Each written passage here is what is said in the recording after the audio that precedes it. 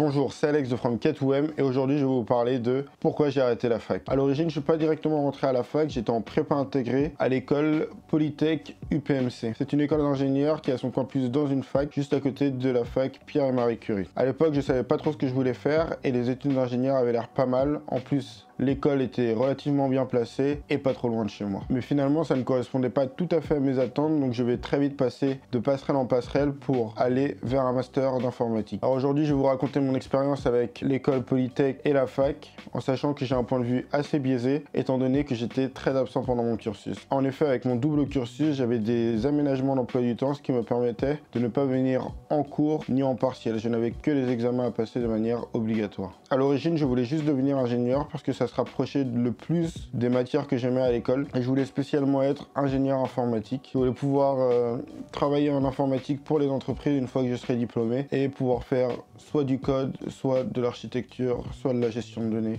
etc. Je connaissais pas vraiment le métier, mais ce que j'avais pu voir du code et de ce qu'on m'avait dit au salon, ça avait l'air d'être un métier qui allait me plaire. Mon objectif en étant ingénieur était que c'était un diplôme reconnu par beaucoup d'entreprises et cela allait permettre de choisir le boulot qui me plaisait, plus l'entreprise de mon choix. Par contre, au niveau de mes études, il fallait trouver un bon équilibre entre les matières qui me plaisent et ce que je voulais faire dans le futur. Donc je vais essayer de vous raconter un peu tout mon parcours avec la fac pour que vous puissiez comprendre pourquoi j'ai arrêté. Alors ça commence par un concours d'admission pour école d'ingénieur. C'est un concours qui se fait juste avant le bac, pour lequel j'avais pas énormément révisé, j'avais fait un peu de maths et sinon pas grand chose pendant les vacances. Donc je passe le concours, j'ai pas des très bons résultats, pas admissible en premier lieu.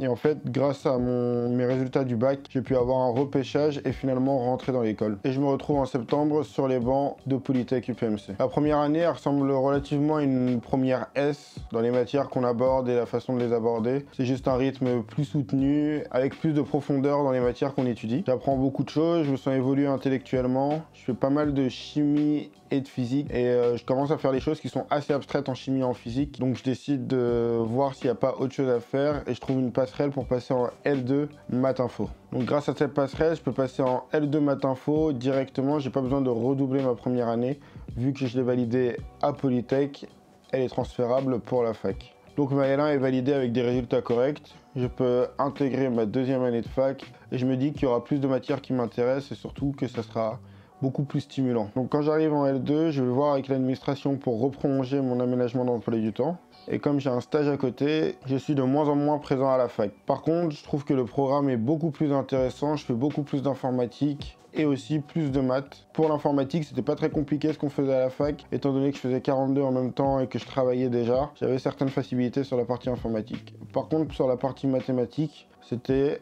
un peu plus complexe et un peu plus dur à suivre, surtout que j'allais pas en cours et que j'allais que à un seul TD par semaine.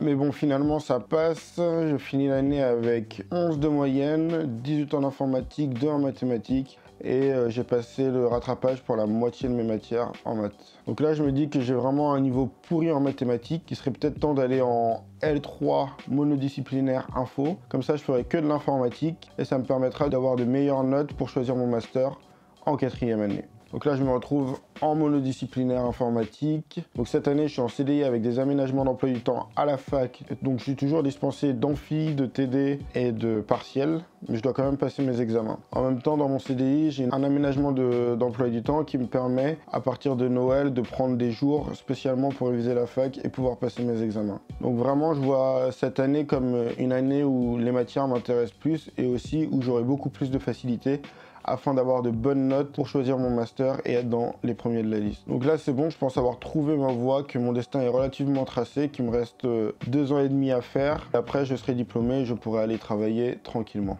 Là j'aimerais revenir un peu sur mes motivations à chaque fois à changer de cours. Alors c'est vraiment le choix des matières qui ont fait que j'ai transité et aussi la possibilité d'avoir des passerelles et de ne pas avoir à redoubler des années. Pour la première année, c'est vraiment le manque d'informatique dans le cursus et aussi l'importance de la chimie.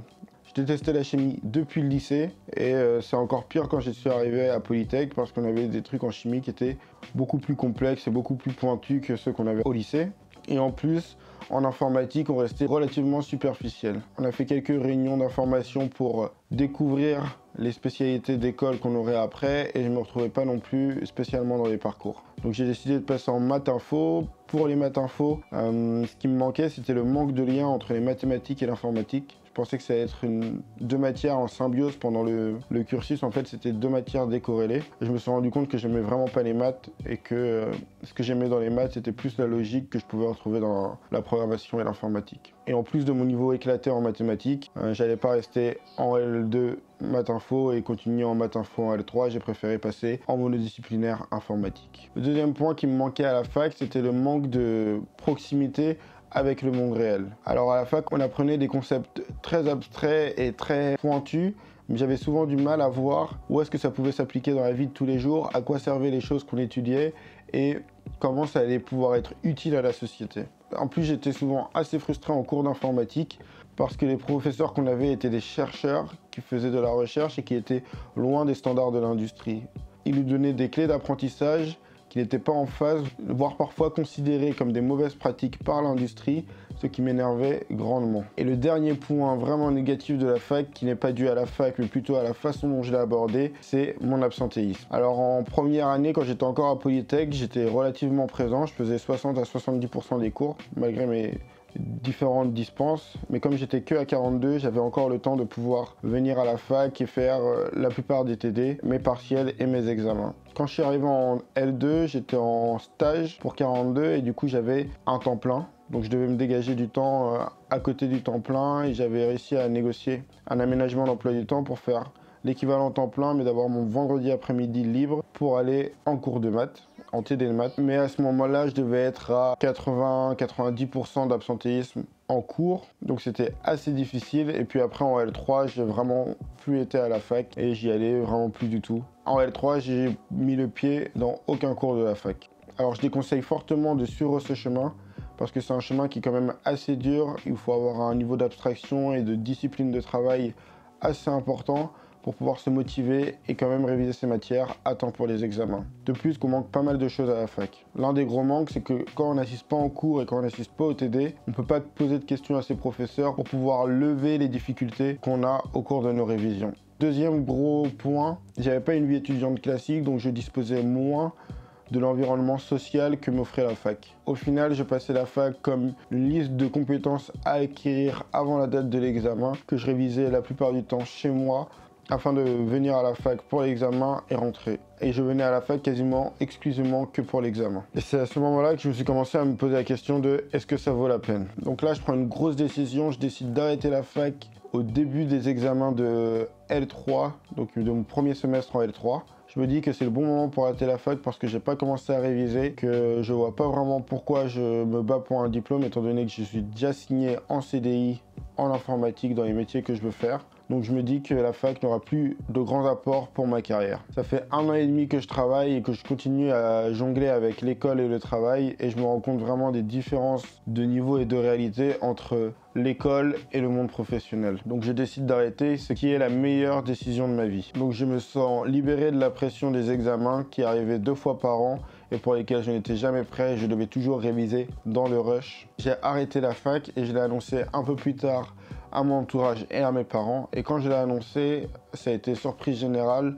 Tout le monde m'a dit que c'était stupide d'avoir été si près de la licence et que j'aurais au moins pu continuer jusqu'à la fin de ma licence pour avoir un diplôme. Tout le monde me posait aussi la question de comment réussir sa carrière sans diplôme parce que en France, le diplôme c'est important. Donc je me suis dit que en fait le diplôme n'avait pas spécialement de sens. D'un parce que j'avais réussi à trouver des contrats en CDI sans diplôme alors que j'étais encore étudiant, juste par volonté et travail. Et de 2, parce que quand mes potes seraient diplômés de leur école, moi j'aurais déjà 4 ans d'expérience, qui fait qu'on ne postulerait pas au même poste. Je postulerais directement à des postes pour encadrer les jeunes diplômés, alors que eux postuleraient à des postes de jeunes diplômés. Donc je me dis qu'à ces stades-là, l'expérience aurait primé sur le diplôme. Alors je pense que ma vie sans diplôme est à la fois un grand plus parce que ça me demande de ruser et de trouver des astuces pour pouvoir passer les différents sas de recrutement et en même temps un frein parce que certaines personnes, quand elles ne voient pas le diplôme qui leur correspond, vont juste écarter le CV ou écarter la proposition d'emploi. Après, je suis très content de ma décision car quand je vois mon quotidien aujourd'hui en entreprise et le quotidien de mes camarades à l'école, je vois qu'on est sur 2 réalités différentes et je suis très content de pouvoir être dans le monde professionnel et surtout de pouvoir être payé pour mon travail. Par contre, il est vrai que je dois justifier régulièrement le fait d'avoir arrêté avant d'avoir des diplômes, surtout que j'avais les capacités pour continuer mes études. Ce à quoi je réponds souvent que je trouve que le système éducatif français n'est pas assez efficient et que du coup je préfère travailler directement et apprendre sur le tas que de rester dans le système. Après, ça reste une étape de mon cursus qui intrigue et qui permet d'alimenter la discussion lors des entretiens. Alors, je suis très satisfait de mon passage à la fac parce que ça m'a appris beaucoup de choses, notamment comprendre des concepts avec un très haut niveau d'abstraction. J'ai aussi appris à respecter un certain formalisme dans le rendu de mes réflexions. Je pense que pour être à la fac, il faut être assez autonome. Cependant, ça impose un certain rythme de travail qui n'est pas adapté pour tout le monde. Et en plus, un profil d'autodidacte comme ce que nous enseigne à 42, la fac était parfois un peu limitée pour moi, car sur les matières où j'étais bon, j'étais freiné parce que je devais suivre le rythme du groupe, et sur les matières où j'étais mauvais, j'étais à la traîne. Je trouve que c'est une bonne formation, mais qu'elle manque quand même assez souvent des réalités du terrain. C'est-à-dire qu'on ne nous apprend pas à passer des entretiens, ni passer des tests techniques, en tout cas pour la partie informatique. Si toi aussi tu veux partager ton expérience avec la fac, je t'invite à le faire en commentaire ou sinon simplement réagir à cette histoire. En attendant, tu peux mettre un like à cette vidéo, partager à un maximum de monde, ça nous aide énormément. Et surtout t'abonner sans oublier de mettre la cloche pour recevoir toutes les notifications. C'était Alex de From K2M et à bientôt pour le million.